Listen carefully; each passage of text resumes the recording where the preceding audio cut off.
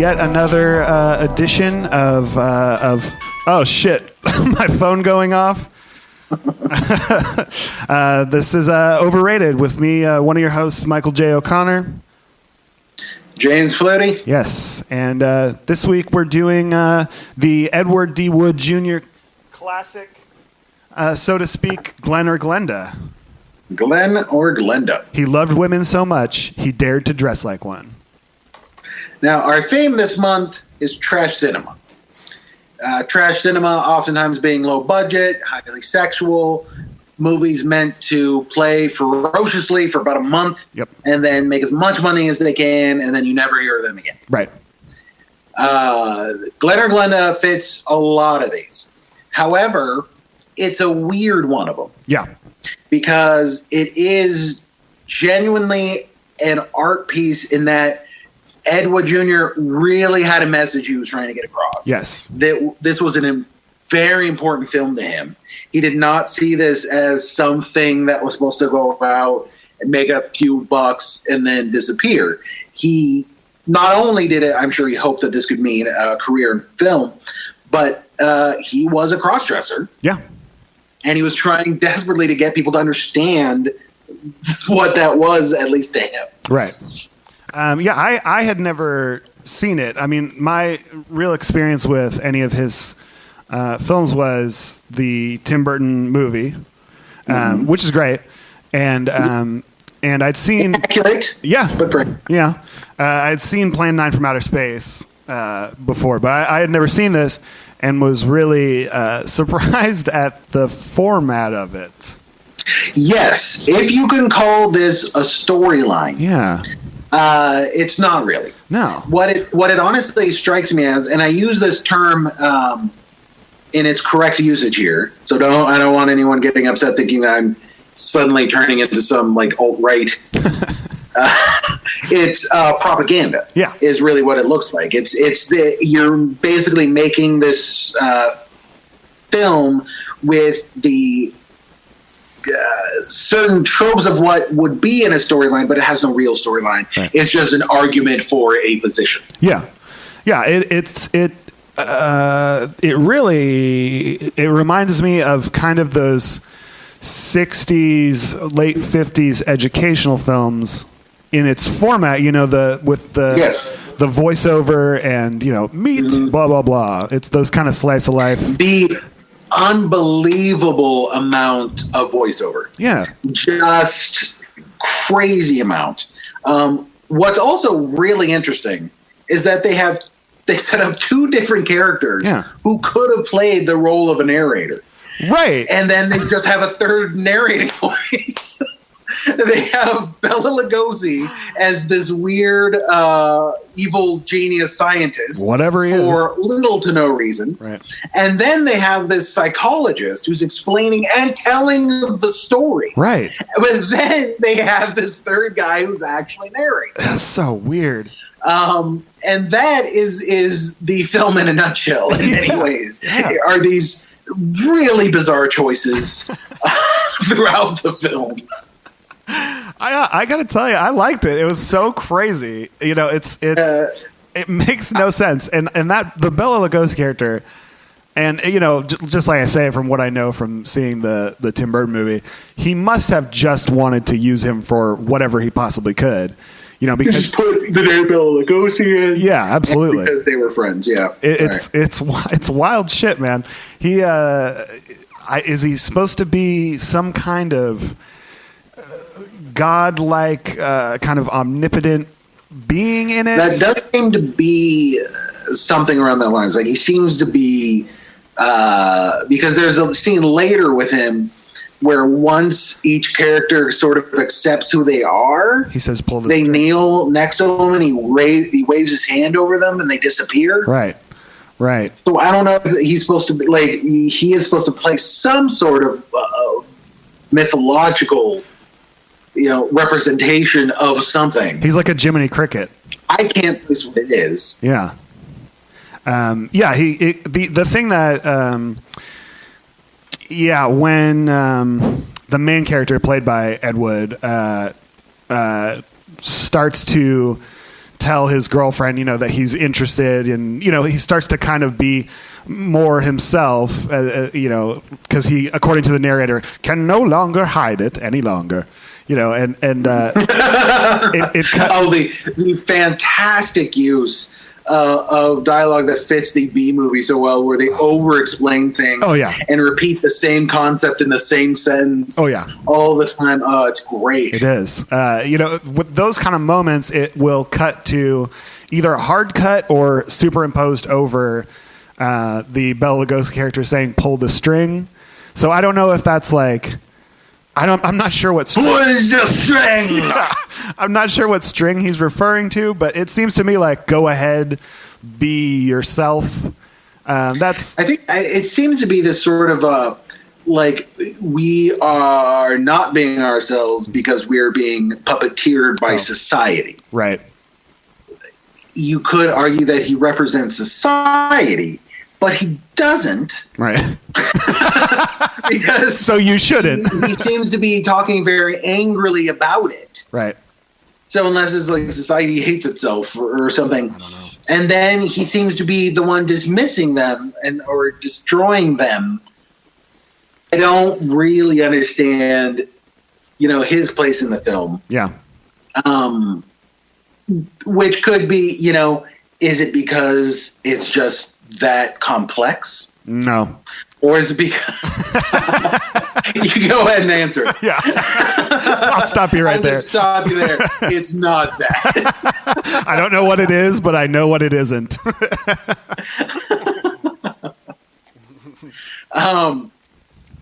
The Bela Lugosi is very charming in it, though. He's great. I mean, you see why he was the star. Yeah.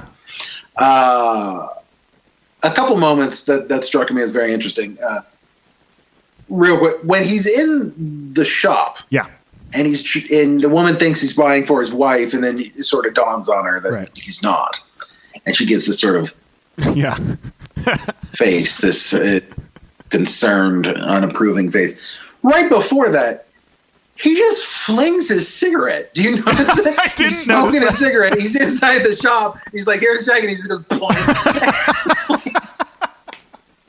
That's amazing. No, I didn't notice that. Oh, there it is. You got that right, sweetheart. Yeah. It's the 50s, ladies. We don't care about fires. Everything's flammable. I did not notice that. That's incredible.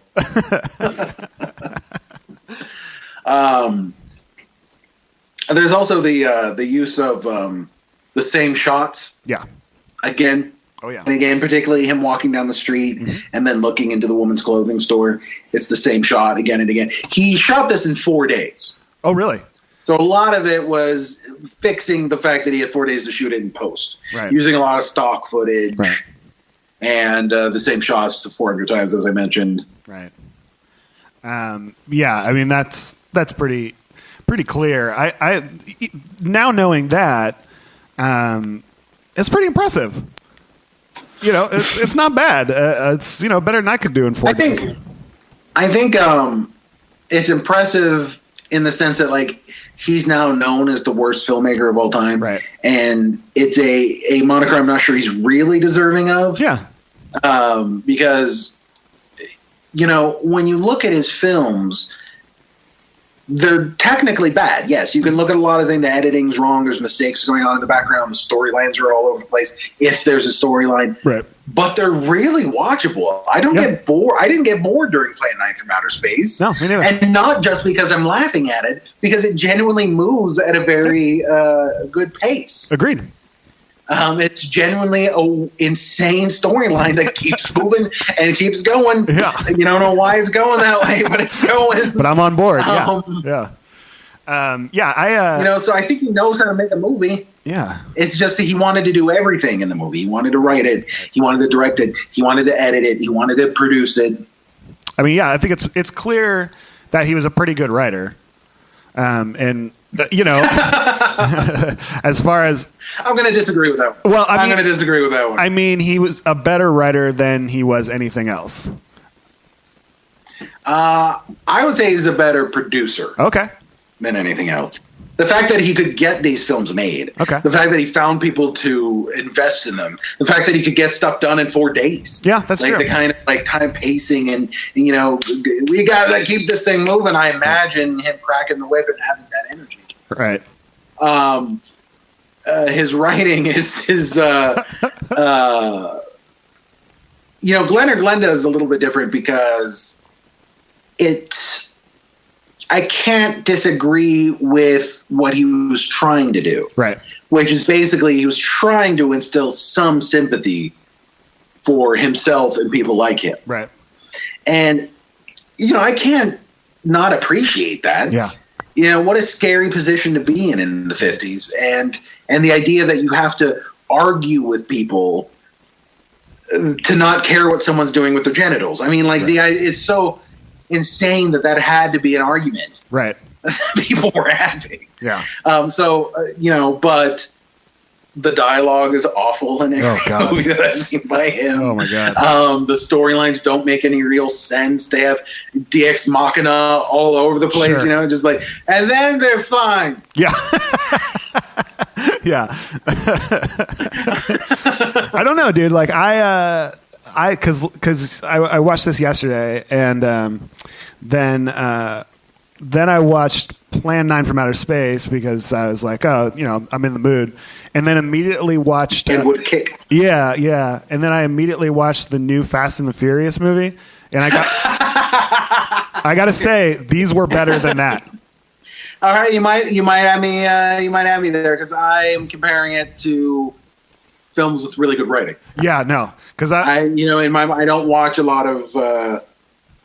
it might be up there with Lethal Weapon 2. Sure. Well, 4. Let's say 4. I watched 2 recently, and I thought it was pretty horrible. Is that the one?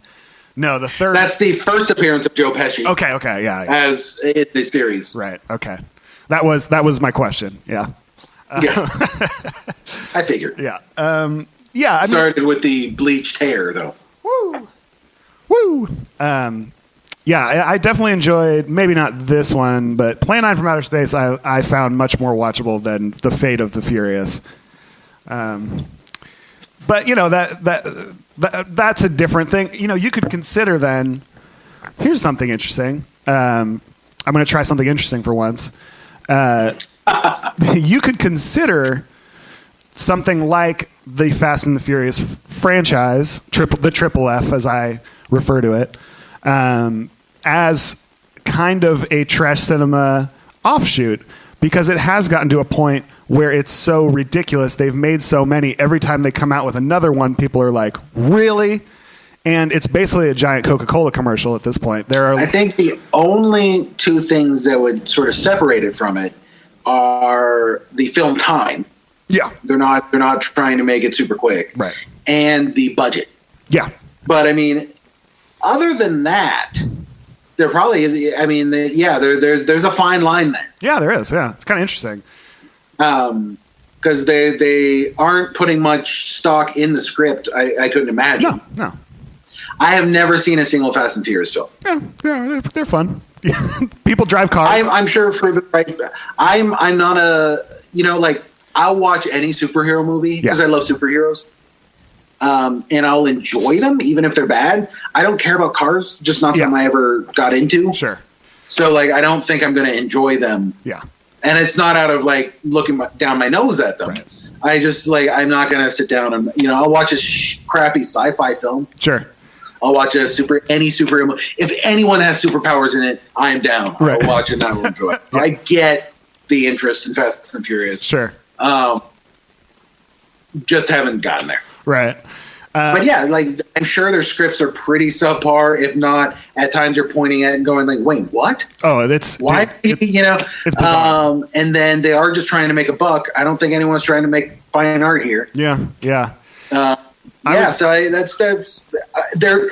I have to imagine there's a lot of overtly sexual moments. Oh yeah, that are just places like shots of a woman's ass for next to no reason. Oh yeah, it's great. There's a whole subgenre of actresses who just wave the checkered flag. There's got to be. There's a Cuban one. There's a. You know what I'm saying? It's pretty. Yeah. I was kind of, when we were watching it, I said to my buddy, I would love to do this like on stage at a theater. Just do a word for word reading of the Fast and the Furious where people in the cars are just like sitting in a chair pretending to drive. I would kill to see that. That would be amazing because I feel like it would really then just be the script to stand up on its own. You could try and do that. I've seen people do stage versions of films, and it's really fun, where they keep most of the dialogue and then they throw on little jokes about the movie itself. Right. My favorite I've seen so far was they did The Fifth Element. Oh, that sounds good. Yeah. And yeah, it was great. And it's almost 10 times better when you do it with something that has amazing special effects, right, because you're not going to do that on stage, especially in cheap production. Mm-hmm. So it's a bunch of like cardboard cutouts and like dumb sound effects and stuff like that. It's great. That's awesome. Yeah, I mean, they anyway, I do think the thing that really struck me about Glen or Glenda is it really is, I think you were saying it earlier, it's a argument for a point of view. I found it really charming in that way, and like you said, really kind of, as much as I hate to use this word, kind of brave for the time to even pitch this idea. The doctor or psychologist character at the end, where he's talking about, needless to say, it gets kind of muddled, but where he's talking about, I think it's a guy who was born with both male and female. Yeah. He really kind of treats that element as like, well, this person's fucked. This person's fucked up. Like we're not like these freaks. I feel like he didn't quite do that, but you could see elements of that. Yeah. And, like, hey, listen, cross-dressers should be left alone. Let's pick on the gays. Yeah. Like that does come a little bit across there. But supposedly, Edward was friends with, these sort of fringe. So I don't think there's probably some selfish element of that. Right. Going through. Because he just really was. I can't say that he was doing that, though. Yeah, I certainly, it doesn't, I'm certainly not saying that he was, a bigot in any way, but he was definitely trying to present an argument for the acceptance of transvestites. Postures. Yeah. One of the things, though, that's interesting is how bad so many of the arguments are. Yes.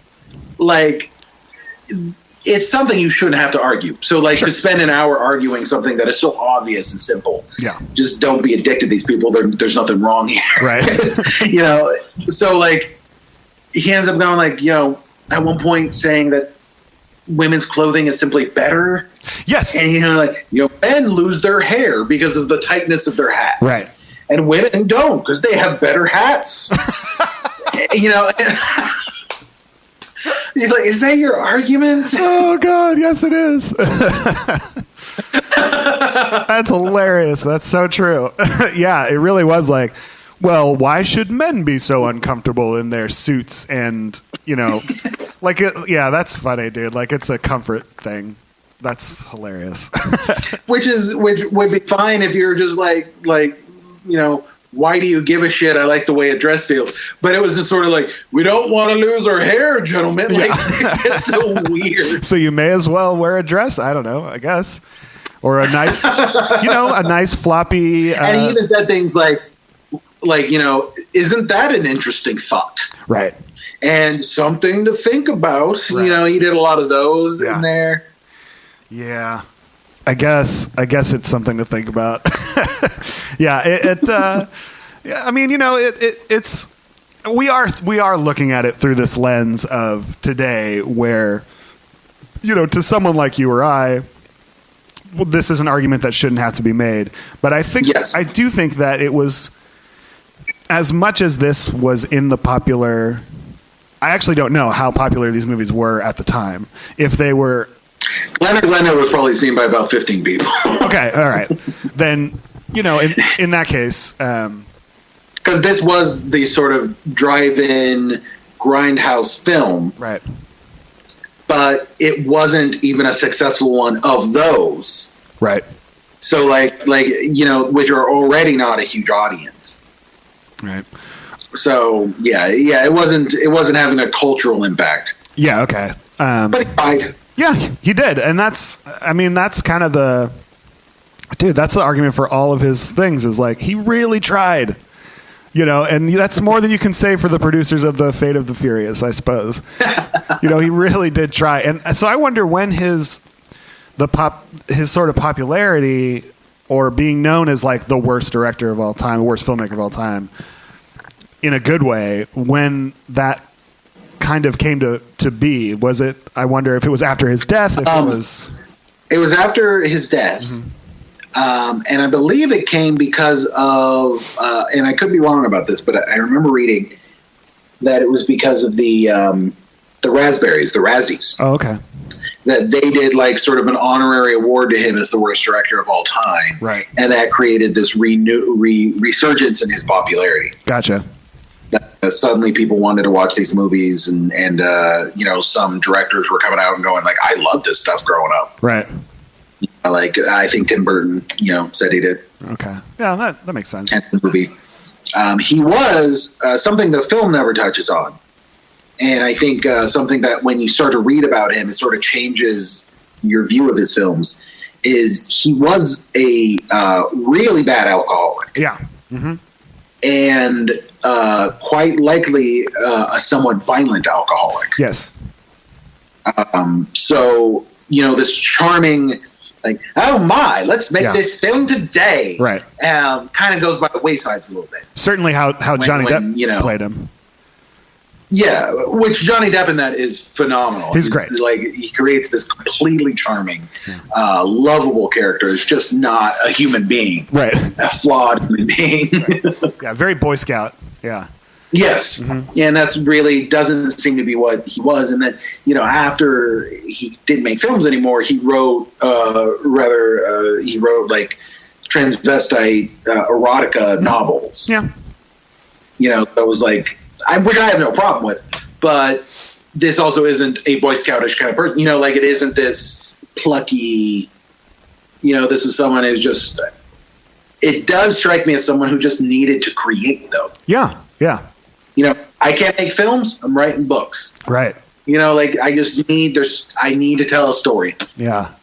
Even if it's a story completely based on my interests alone. Right. And if it's going to be seen by almost no one, I just need to create. Yeah. And again, that goes back to the same thing we were talking about with Meet the Feebles. Yep. It's just people who love film. Right. People who love storytelling is what so much of the appeal of the trash cinema is. Mm-hmm.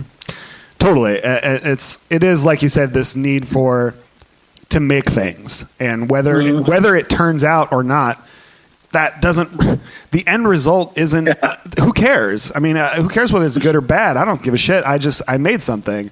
And I adore that. I think that's one thing that, I not struggle with, but there's a great interview with Rod Serling, who made created the Twilight Zone and Night Gallery and stuff. Yeah, and that guy wrote all of those episodes, not all of them, but a bulk of them.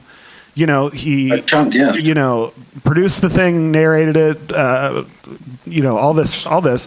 And he's a perfect example of just don't worry about it. Just sit down and make it. And not every episode of the Twilight Zone is fantastic. I've watched all of them. I'm a huge fan. There are some that are real stinkers, but the point is that he made so many of them. He's kind of got that. I think we were talking about it on the Shining episode. He's got that Stephen King thing. Like, let's just make it and see what. Throw stuff at the wall and what am I? See what it sticks. Yeah, exactly. Like run it up the flagpole, see who salutes. I have not heard that expression. I heard that recently. I love it. There's something to be said for that, and I think that Ed Wood certainly has that. Let's just make the damn thing. There's a lot to that. I mean, I can't name how many friends of mine wanted to be writers or wanted to be comics or wanted to be musicians and created nothing. Right. They talked endlessly about doing all of it. They never got in front of a crowd. They never finished anything. Right. You know, a lot of it had to do with this isn't good enough. Right. And you know what? It probably wasn't, but you're never going to get good if you never finish anything, if you never create anything. Right.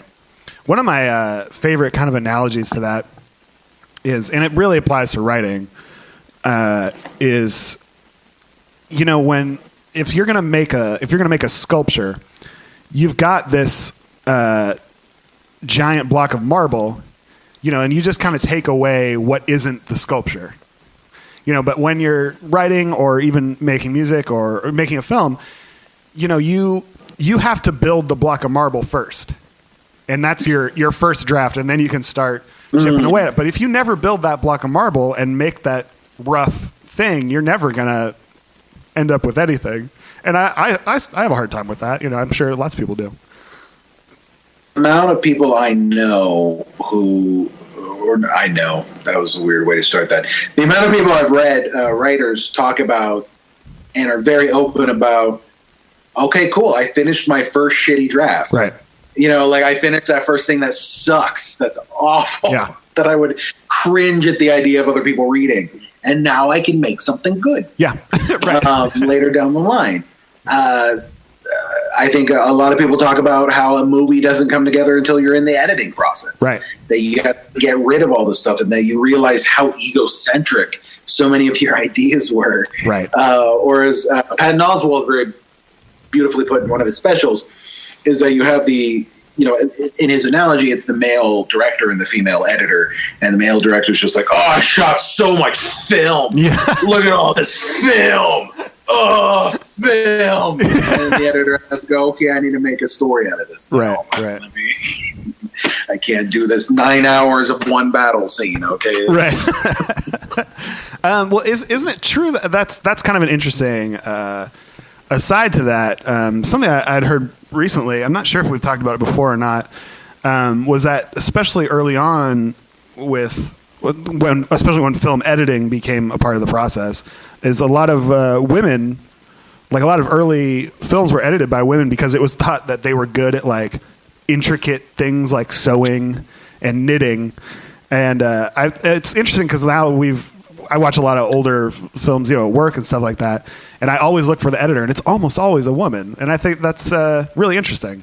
I mean, that was the beginning of his bid. It was like all these films, and you'll see that it's a male director and a female editor. Oh, okay. But I didn't know that was the concept behind all these female editors. That's, apparently, very interesting. Yeah.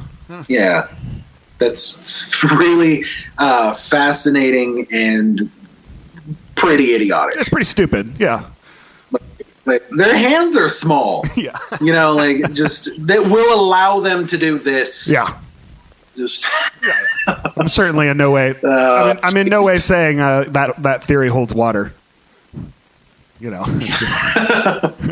I'm saying. Oh. No. That's. You know, when you look back at like just how dumb. And I wonder what we're doing dumb now. I'm sure we're doing lots of dumb things about it. Like this idea, like, you know, oh, we should probably give that job to a Puerto Rican because they eat a lot of tuna. And, you know, like this weird, insane. Right. Oh, God. Oh, pole jumping, huh? We should get a Mexican. I hear they're good at jumping. And right. Like, what are you talking about? This women do chat a lot. We should give them we should make them operators. Yeah, there you go. Yeah. You got some good ideas, James. I'll tell you that much right now. You know, say what you will about James Fluty. He had some good ideas. These ladies got small hands. They must be good for editing. Yeah.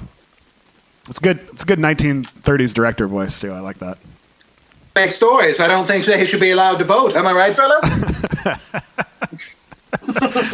Newsflash. Or drink in public. 1929. Or not married. Or choose their husbands. Wow. Okay. All right. Paid as much as a man. Okay, sorry. Whoa. Sorry, this old-timey film producer was getting on a soapbox. Yeah. This not real guy. Yeah, let's see. When did this originally come out? 1953 is when this Glen or Glenda originally came out. I mean, that's pretty. It was definitely, I'm sure, kind of seen as. I mean, that's why I think so much of it had to be explaining what a crossdresser or transvestite is. Right. Because a lot of people didn't even know what the hell that was. Yeah. And also, it was because this came to light because the first known sex change operation. Oh, right. Like there were probably some before that, but the only reason this film was made is because there's this guy, and it became the first known sex change operation. Became a woman. Interesting.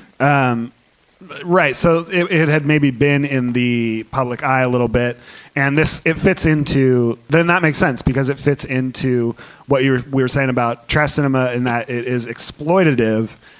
In that this is now a thing that's come out, so let's bank on this. This is in all the papers. It's a big deal. We got to make it immediately before the country stops caring about this subject. Right. And make as much money as we can as fast as we can. Right. So film it and make it in 4 days. Yeah.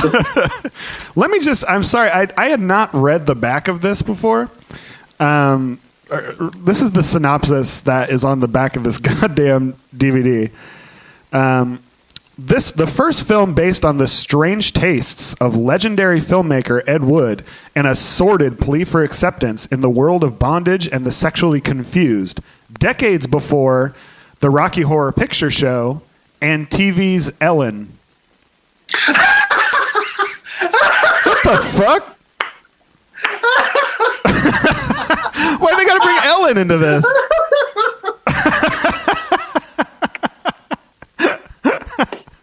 When was this written? Oh my God, that is fantastic. That's amazing. That's horrible. They're always dragging Ellen into this. Strange, vicious sex acts before such films as Hostel and A League of Their Own. What the shit? Did my grandmother write this? God.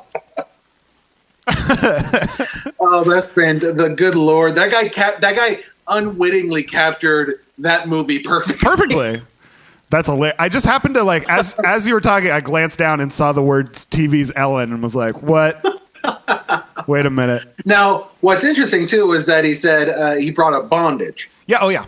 Now, there's bondage in the film that had nothing to do with the film at all. Just happened. This weird. And Ed Wood didn't even want that. Oh, really? The producer threw it in because that's what's in Grindhouse films. Right. It's like this is what these movies.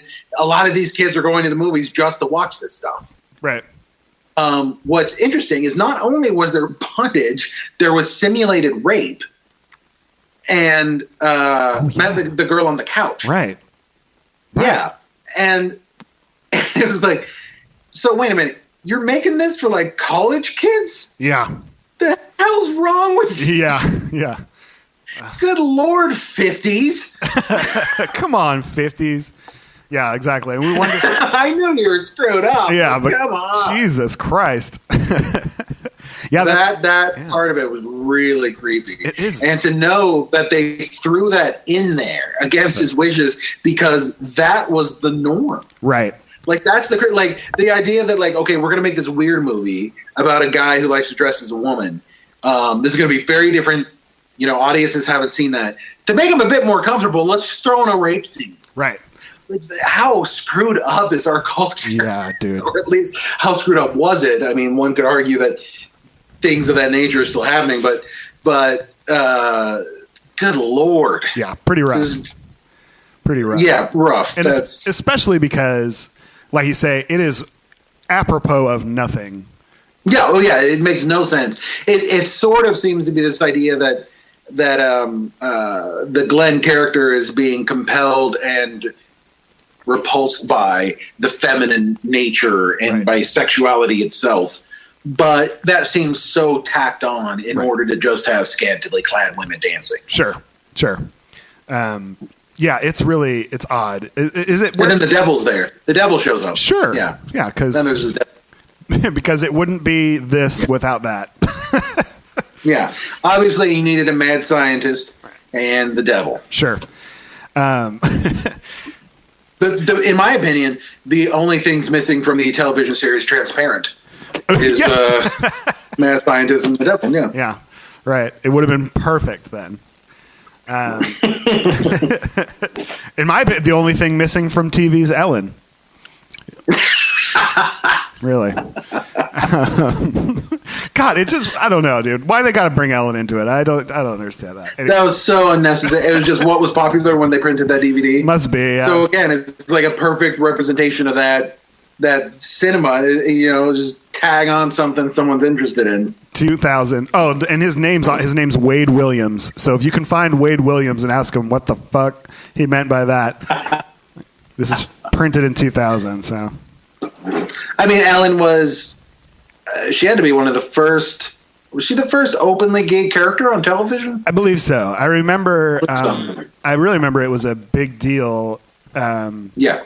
When I remember the scene actually because it was all over the place. She's in a. It's pretty funny. She's quite funny. She was in like an airline terminal, and she was trying to tell her friend that she was gay before her friend like left to get on this plane, and she leans in to like whisper it to her, but leans right over the microphone that like announces to the whole and just says I'm gay, and it's like this whole thing that goes throughout the entire airport. Pretty clever and funny. But I remember it being because there was the first like kiss between two women was on Roseanne, her and Sandra Bernhardt. And then we are some nerds. I know. We both knew that. Yeah. Well, yeah. I love Roseanne. So yeah, I think you're right. I think she was probably the first openly gay character, that wasn't a fucking goof, that. Well, also was the main character. Was the main character, right? The Ellen. It was called Ellen. It was her. Right.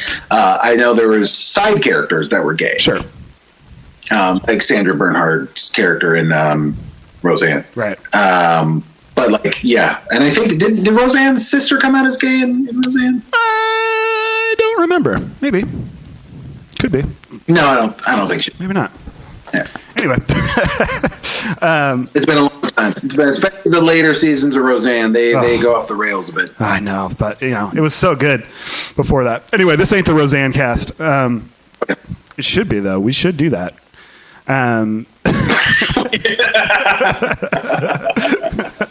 Write that down. Yeah. It's a verbal trademark. Anyone starts that. Copyright. Trouble. Michael James. Yeah. I found the whole film to be, aside from, like you're saying, that scene, which I had kind of forgotten about and glossed over. I found it to be really charming. And I think that the scene, which is kind of the most famous, it's on the back of the DVD here, where I think it's not the last scene, but it should be. It feels like it really should be. Is the scene where his girlfriend takes off the sweater and hands it to him. I mean, that shit. It's sort of the last scene for that storyline. Right, because then it's he goes into the other story afterwards. Right. I mean, the posing of that is Renaissance. It really is. It's pretty good. I was impressed by that, and the music swells, and it's. Were you doing the birth of man when you said Renaissance? Yeah. Yeah. Naturally gesticulate the birth of man. Yeah, it's like that. Isn't that the Renaissance? Yeah, right? No, I'm not saying it's not. Oh. It's just it's not like you're going like hurry up and like circling Hanma. It's the Renaissance. The Renaissance.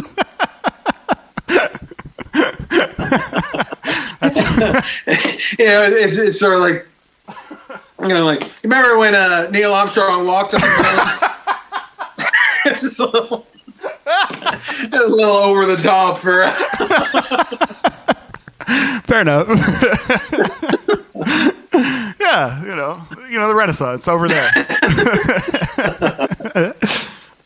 Yeah. I liked that part. I feel like that could have been the end of the movie. I thought it was pretty. I assumed it was because they show that scene in Ed Wood, right? before I'd seen Glen or Glenda. They showed them shooting that, and I felt like, oh, that must be the end of the Glen or Glenda. Right. He didn't know how to end a movie, apparently. Apparently not. Because, there's another like 20 minutes of that other storyline. Very odd. Really short, too. The movie's only like an hour long. Mm-hmm. It's just over an hour, I think. And it's a long hour. Oh, fuck you. sorry. It's a long hour. It's, yeah. I think it's like, it's just slightly, I think it's like 64 minutes or something. It's like really short film. Right. And then, it does drag a bit because, again, it's a lot of narration and it's a lot of the same shot again and again. Right. A lot of stock footage. One of the things about trash cinema, though, is there are so many people who would have made a technically better film. Right. Technically better than Plan 9 from Outer Space. Technically better than The Bride of the Monster. Yeah. But they're not going to be remembered. No. Because no one's going to watch them and be like, that was an experience. Wow. Like, I'm not going to forget that anytime soon. Right. And want to watch it again. They're going to make something that's, okay, that's fine. Yeah. Long now, so really you can't undersell what he made. Right. Agreed. It's interesting because a lot of the films of the time, they're pretty... One of the things that like I always really like is I'll see a movie. A perfect example of this is this movie called Jeff Who Lives at Home. It's a Duplass Brothers film, and it's after it finished, I turned to my wife and I said, I feel like I saw something. And I feel the same way about this in that, is it necessarily fantastic? Or, does it present any kind of feelings in me? Not really, but man, I feel like I saw something. I recently watched the Vincent Price version of The Fall of the House of Usher, which is a story that I love, and boy, it was forgettable. I didn't feel like I saw anything. And this, even though it's bad, so to speak, it's shit. I left thinking about it. One of the direct parallels you could make there is Tommy Wiseau's The Room. Sure. And I think that is the only film that I watched 3 times in the first week that I saw it. Yeah. I watched it and then the next day watched it again and then went like 2 more days and watched it again. You can't take your eyes off it. I loved it that much. I did too. And there are movies that are way better, technically. Oh, yeah. And there are films that I would even say that I liked more and got more out of. Right. But my God, that was so enjoyable and so unique. Yeah.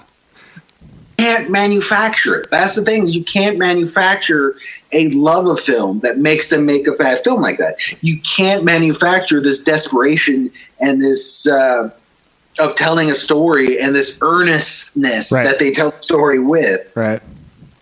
Yeah, it's right. I think that's the thing, is the earnestness. Is I don't care how good something is. I just care that you care. Yeah. You know what I mean? How honest is it? Yeah. Right. I remember years ago you becoming obsessed with the part of Bill Hicks' stand-up, the Play With Your Heart. Right. That when he's talking about musicians and play from your goddamn heart, and he just keeps yelling, and you're just like, yeah. Exactly. Yeah, it's true. Like I still feel that way about anything. Is if you mean it, then I'm interested. Whether it's now this doesn't apply to like, David Duke or nothing, but if you say what you want about the guy, he means it. He's really putting himself out there. Yeah. But like whether something's, I like earnestness, and this has it in pounds, man. Yeah. Could you? Yeah. No, later. Okay. All right. Where I feel like we're going to spend another hour and a half on on a lot of different. I have to try and choose my venues because I know I've noticed a spider webbing off on the tangents. Oh yeah, it was just like, speaking of Ellen, right? What about Roseanne? That's okay. Yeah. I mean, I know we do it. I'm just trying to rein it in a little bit.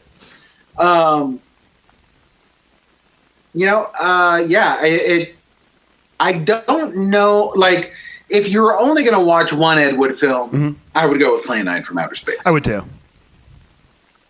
But I had never seen Glen or Glenda. I was very interested in it. And it's an honest and sincere approach at this subject matter. Right. If not naive and sophomoric. It is. That sophomoric is a great word for it. It is very basic and certainly self-interested, for what he was trying to look. I'm not so, it's an unfortunate use of the phrase, the lady doth protest too much. It's a very, hey, I'm not so crazy, right? Which, at the time I understand feeling that way. I wonder how, like in the film, but again, the film was very, in Ed Wood, Tim Burton's, the producer is really upset with him. He's like, this is a piece of crap. Right. I wonder if that was the case. Because the producer really might have just been happy that he got a movie made in 4 days. I would think so. And there's some dancing ladies in it. Run it. Like whatever. I don't care. Right. Or he might have been like, this isn't going to get a bunch of high school kids in here. You're just lecturing at them for an hour. Right. Well, it is. And it totally is that. I don't know. That's interesting. Now, was it the same production company that helped him make his other films, or I don't think so. No, okay. I think from then on he got like independent production. Right. I think at one point it was like a church. Really? It was actually a church that helped create Plan 9 from Outer Space. Yeah. Interesting. Huh. What was their stake in that? I think it wasn't like they were trying to do missionary with it or anything. It was like a church's investment group. Interesting. Huh. But like apparently they showed up and gave baptisms wow. for like the crew and the cast. That's amazing. It's depicted in Ed Wood, and I thought it was just like weird thing that sort of Tim Burton threw in there, knowing that it was a church. But apparently that did happen. Crazy. Oh, that's cool. Oh yeah, they have the great moment of in the Tim Burton film is they asked Bill Murray's character to direct Satan and all of his lies, and Bill Murray just goes, "Sure." Oh wait, yeah, okay, yeah.